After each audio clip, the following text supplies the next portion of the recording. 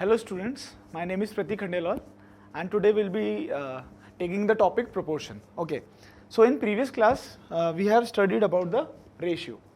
So let's have a quick revision of ratio. In ratio, firstly what is ratio? Ratio किसी भी fraction को अगर हम a upon b के form में लिखते हैं, अगर किसी भी फ्रैक्शन को a अपॉन b की फॉर्म में लिखते हैं, अगर हमें इस फ्रैक्शन को रेशियो के टर्म्स में डिफाइन करना है तो हम क्या करते हैं, हम इसे a/b लिखते हैं. यही होता है हमारा रेशियो.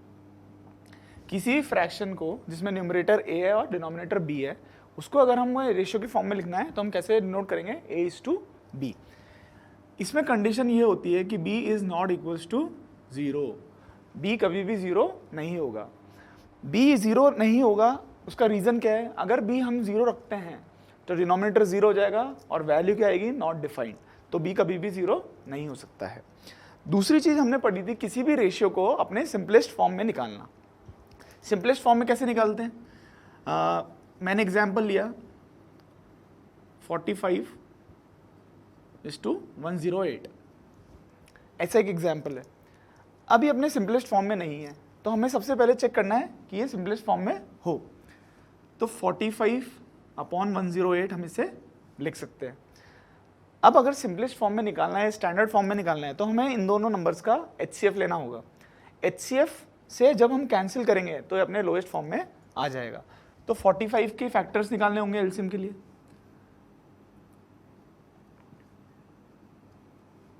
तो 45 के फैक्टर्स हमारे पास आए 3 × 3 × 5. फिर 108 के फैक्टर्स भी निकालने होंगे.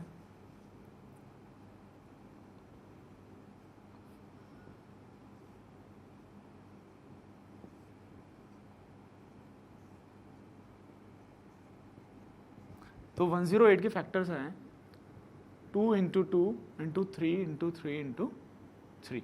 हमें कॉमन टर्म्स देखना है. सो द फैक्टर इज और द HCF इज 9. हमारे पास HCF 9 आया. 9 से अगर हम डायरेक्ट न्यूमरेटर और डिनोमिनेटर को कैंसिल करेंगे तो हमें अपना लोएस्ट फॉर्म मिल जाएगा. 9 5s एंड 9 12s. तो रेशियो इज 5:12. ठीक है, ये मेथड हमने कल सीखा था कि रेशियो को सिंपलेस्ट फॉर्म में चेंज करने के लिए क्या करना है, HCF निकालना न्यूमरेटर डिनोमिनेटर का और उससे कैंसिल कर देना है. ठीक है, उसके बाद हमने पढ़ा था कि 3 पॉइंट्स पढ़े थे रेशियो के रिगार्डिंग जो हमें याद रखना है. फर्स्ट, रेशियो हमेशा अपने सिंपलेस्ट फॉर्म में होना चाहिए. रेशियो कहाँ होना चाहिए, अपने सिंपलेस्ट फॉर्म में होना चाहिए हमेशा. तो हमें सॉल्व करना भी ईजी हो जाएगा. दूसरी बात, रेशियो की जो क्वांटिटीज होगी, न्यूमरेटर में जो क्वांटिटी होगी और डिनोमिनेटर में जो क्वांटिटी होगी, दैट शुड बी सेम. अगर न्यूमरेटर में केजीज है तो नीचे भी डिनोमिनेटर में भी केजीज होना चाहिए. अगर हम लीटर ले रहे हैं तो नीचे भी लीटर होना चाहिए. अगर हम ऊपर बुक्स ले रहे हैं तो नीचे भी बुक्स लेना है. ऊपर बॉयज़ ले रहे हैं तो नीचे भी बॉयज़ लेंगे. तो क्वांटिटी या यूनिट, ये क्वांटिटीज हमेशा ऊपर और नीचे सेम होगी. अब अगर न्यूमरेटर और डिनोमिनेटर में क्वांटिटीज सेम है तो यूनिट्स कैंसिल हो जाएगी और हमारा आंसर जो आएगा numerator upon denominator, that will be unit less. तो रेशियो हमेशा यूनिट लेस होता है. ये चीज़ हमने पढ़ी थी. नेक्स्ट हमने पढ़ा था कंपैरिजन ऑफ रेशियोज. क्या पढ़ा था, कंपैरिजन ऑफ रेशियोज.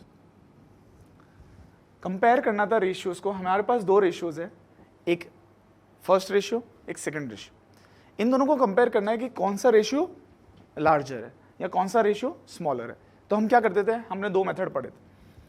देखिए, फर्स्ट रेशियो हमारे पास है और सेकंड है 3:4. हमें इन दोनों रेशियो में से कंपेयर करना है कि कौन सा रेशियो इज लार्जर. तो हम इसको कैसे लिख सकते हैं, 1/2 और इसको 3/4. अब हमें डिनोमिनेटर सेम करना था. डिनोमिनेटर सेम करने के लिए हमें क्या चाहिए, हमें चाहिए इनका LCM. LCM 2 और 4 का क्या आएगा, 4. तो दोनों को 4 बनाने के लिए हमें इससे 2 से मल्टीप्लाई करेंगे और ऊपर भी 2 से. यहाँ पे ऑलरेडी 4 है तो 1 से 1 से. तो this becomes 2/4 and this becomes 3/4. तो which one is greater, 3/4 is greater, क्योंकि इसका न्यूमरेटर बड़ा है. डिनोमिनेटर हमारे सेम हो गए हैं। अब हमें चेक करना है न्यूमरेटर, जिसका न्यूमरेटर बड़ा होगा that would be a larger number. अगर 3/4 बड़ा है तो रेशियो भी कौन सा बड़ा है, 3:4 इज ग्रेटर देन 1:2। दूसरा मेथड हमने पढ़ा था बाय क्रॉस मल्टीप्लाइंग। हम एग्जांपल लेते हैं 5:6 एंड 9:8। ये हमारे पास दो फ्रैक्शन है, इसको हम चेंज कर लेते हैं। अब हमें 8 को 5 से मल्टीप्लाई करना है और 6 को 9 से। 8 5s are 40 and 6 9s are 54. That means this part is greater. That means 9:8 is greater than 5:6. तो ये दो मेथड हमने कल पढ़े थे। हमने कुछ एग्जाम्पल्स भी लिए थे, you can check out the last videos. Okay, now will start with proportions.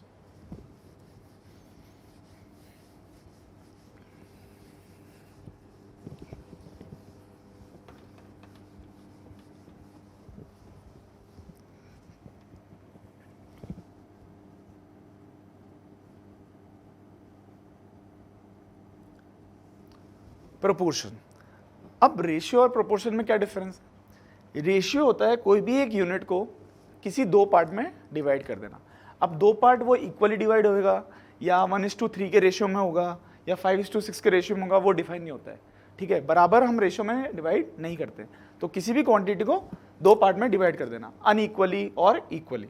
ठीक है, प्रोपोर्शन क्या होता है, हमने किसी एक चीज़ को डिवाइड किया, उसका रेशियो बन गया समथिंग, दूसरी चीज़ है उसको भी डिवाइड किया, उसका भी रेशियो बन गया। अगर ये दोनों रेशियो सेम है, तो उसे हम बोलेंगे कि the ratios are in proportion. अगर हमारे पास कोई भी दो रेशियो सेम आते हैं तो उन्हें हम बोलते हैं the values are in proportion. Let's say हमारे पास 4 नंबर से A, B, C and D। Okay, अब हमें चेक करना है कि ये प्रोपोर्शन में है कि नहीं। तो हमने इसकी पेयरिंग कर दी, A को B के साथ रेशियो में बना दिया और C को साथ D का रेशियो बना दिया। ठीक है, तो हमारे पास दो रेशियो हो गए, A:B एंड C:D। अगर A, B, C, D proportion में हैं, that means A/B and C/D should be equal. तो A/B और C/D क्या होने चाहिए, इक्वल। तब हम बोलेंगे कि A, B, C, D are in proportion. Okay, so what is proportion? अगर हमारे पास दो रेशियोज हैं अलग अलग, उन दोनों की वैल्यू सेम है, अगर वो दोनों रेशियोज इक्वल है तो हम बोलेंगे वो प्रोपोर्शन में है। ठीक है, अब देखिए, अब इसमें हम प्रोपोर्शन का साइन इस तरीके से भी डिनोट करते हैं, प्रोपोर्शन इज डिनोटेड एज। अगर A, B, C, D चारों नंबर प्रोपोर्शन में है तो हम इसे ऐसे डिनोट कर सकते हैं, A:B and C:D is proportion, is in proportion. Okay, तो ये एक स्टैंडर्ड फॉर्म होता है किसी भी नंबर्स को, किसी भी रेशियोज को प्रोपोर्शन में डिनोट करने का। अब अगर हम इसे जब सॉल्व करेंगे तो चेंजेस कैसे करेंगे, A और B रेशियो में तो A/B, C and D ratio में है तो C/D, और जो ये डबल कोलन साइन है ये इक्वल्स टू में चेंज हो जाता है, तो हमें ये सेम मिलेगा। ठीक है, तो A, B, C, D proportion में है। ठीक है,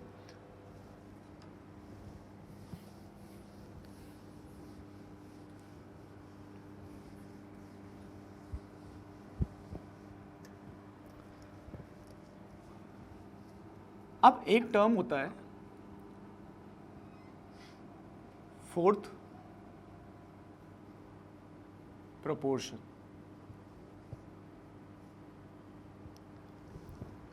एक टर्म होता है फोर्थ प्रोपोर्शन। फोर्थ प्रोपोर्शन क्या होता है, अगर A, B, C and D, if A, B, C and D are in proportion, then D, this D is the fourth proportion.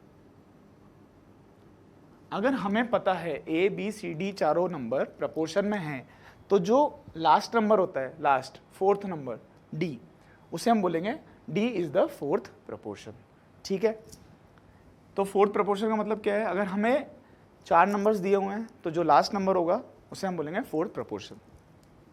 अब देखिए, ए बी सी डी अगर proportion में है तो हम इसे लिख सकते हैं A upon B is equals to C upon D. A upon B is equals to C upon D. तो ये नंबर प्रोपोर्शन में। अब प्रोपोर्शन में तो होगा क्या, जब हम इसे सॉल्व करेंगे तो डी मल्टीप्लाई होगा ए से और सी मल्टीप्लाई होगा बी से। A will be get multiply by D and C will be multiplied by B. Okay, तो ए और डी मल्टीप्लाई होगा, तो ए और डी की वैल्यूज और सी और बी की वैल्यूज का मल्टीप्लिकेशन क्या आएगा? इक्वल आएगा। Means A and D when multiplied and B and C when multiplied gives the same result if these 4 numbers are in proportion। ठीक है, अब दूसरी बात, A, B, C और D, उसमें फर्स्ट नंबर और last number that is A and D are called extremes, are called extremes। जो A और D है, जो फर्स्ट एंड लास्ट नंबर है, हम उसे डिनोट करते हैं एक्सट्रीम से, और जो मिडिल 2 नंबर्स है आर कॉल्ड मीन्स, और जो मिडिल 2 नंबर है B एंड C उसे हम डिनोट करते हैं मीन से। अगर कोई आपको बोलता है कि एक्सट्रीम्स नंबर कौन से हैं, तो first and last number are extremes and means कौन से हैं? The middle 2 numbers are means. अब जब भी हमें प्रोपोर्शन निकालना है तो यहाँ पे देखिए हो क्या रहा है, A is getting multiplied by D, दोनों एक्सट्रीम नंबर को हम मल्टीप्लाई कर रहे हैं, और B इंटू C दोनों मीन नंबर को मल्टीप्लाई कर रहे हैं। तो जब भी हम मल्टीप्लिकेशन करेंगे दोनों की वैल्यू सेम आएगी। ये होता है प्रोपोर्शन। कुछ एग्जाम्पल्स लेते हैं फिर देखते हैं।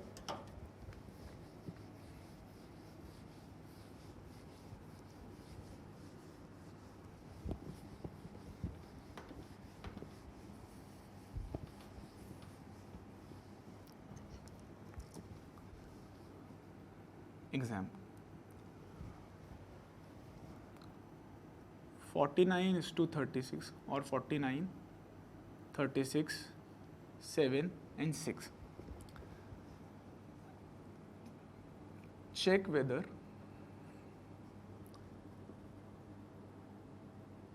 the numbers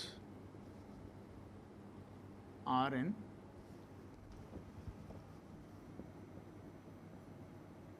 proportion। अब हमारे पास 4 नंबर है 49, 36, 7 एंड 6। हमें चेक करना है कि ये नंबर प्रोपोर्शन में है कि नहीं। प्रोपोर्शन में चेक करने के लिए सबसे पहले हम देखते हैं कि हमारे पास A की वैल्यू 49 है, B की वैल्यू 36 है, C की वैल्यू 7 है एंड D की वैल्यू 6। हमने प्रोपोर्शन जब पढ़ा था तब हमने ये चीज़ पढ़ी थी, अगर कोई भी चीज़ प्रोपोर्शन में है तो A is to B is equals to C is to D। इसे हम कैसे डिनोट करते हैं? A upon B is equals to C upon D। A की वैल्यू हमारे पास 49 है, 36 B की, C की 7 है और D की 6 है। अब इन दोनों में कोई भी कॉमन फैक्टर है क्या? कोई भी कॉमन फैक्टर नहीं है। तो यहाँ पे हमारे पास वैल्यूज आ रही है 49 अपॉन 36 और यहाँ पे आ रही है 7 अपॉन 6। तो क्या ये दोनों इक्वल है? नहीं, ये दोनों इक्वल नहीं है। They are not in proportion. अब कुछ बच्चे कंफ्यूज कैसे होंगे? वो देखेंगे यहाँ पे, सर यहाँ पे 7 का स्क्वायर है, यहाँ पे 6 का स्क्वायर है, तो 7 अपॉन 6 का स्क्वायर आएगा। अब 7 अपॉन 6 का स्क्वायर और 7 अपॉन 6 क्या इक्वल है? नहीं, तब भी गलत हो जाएगा। ठीक है, तो ऐसी मिस्टेक नहीं करनी है, इसको 7 अपॉन 6 नहीं मानना है, दोनों की वैल्यू इक्वल नहीं है। दूसरी चीज़ हमने पढ़ी थी, अगर कोई भी 4 नंबर प्रोपोर्शन में है तो उनके एक्सट्रीम्स जो नंबर है और जो मीन नंबर है उन दोनों का मल्टीप्लिकेशन इक्वल होना चाहिए। यहाँ पे एक्सट्रीम नंबर हमारे पास कौन से हैं, ए एंड डी, और मीन नंबर कौन से हैं, बी एंड सी। तो A and D is equals to B and C. अगर प्रपोर्शन में होते हैं तो दोनों इक्वल होना चाहिए। Let us check 49 into 7 and 36 into 7. 49 into 7 is 343. Okay, and 36 into 7 is 252. तो ये दोनों इक्वल नहीं है। दैट मीन्स ये चारों नंबर प्रोपोर्शन में नहीं है। तो हमने दो मेथड सीखे, एक तो एक्सट्रीम्स और मीन्स को मल्टीप्लाई करके चेक करना है, और दूसरा जो बेसिक मेथड है। तो दोनों से हमने चेक कर लिया कि ये इक्वल है कि नहीं। ठीक है, एक और एग्जाम्पल ले लेते हैं।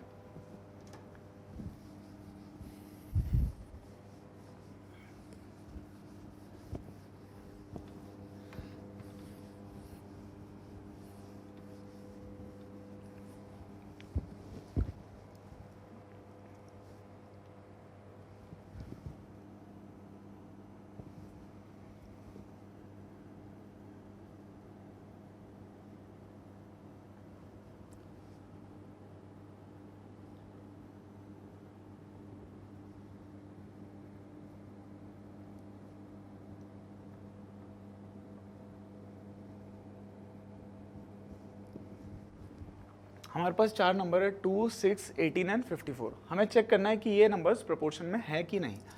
तो ए की वैल्यू हमारे पास 2 है, बी की 6 है, सी की 18 एंड डी की 54। कोई सा भी मेथड यूज़ कर सकते हैं हम दोनों मेथड से चेक करेंगे।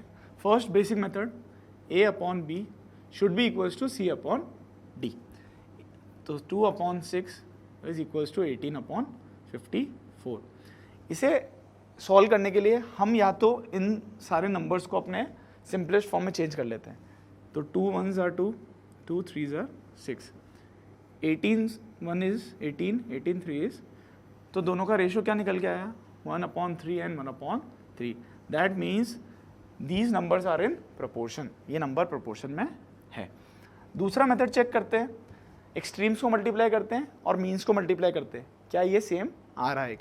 देखो एक्सट्रीम्स हमारे पास है a इंटू डी और मीन है b into C. a into D क्या है, 2 into 54, that is equals to 108, and b into C is 6 into 18, that is also 108। That means a into D is equals to b into C. So these are in proportion. Okay, in this way you can solve, you can check whether the numbers are in proportion or not. Okay, so in next lecture we will do some questions regarding the proportion, the continued proportion and the third proportion. Okay, thank you.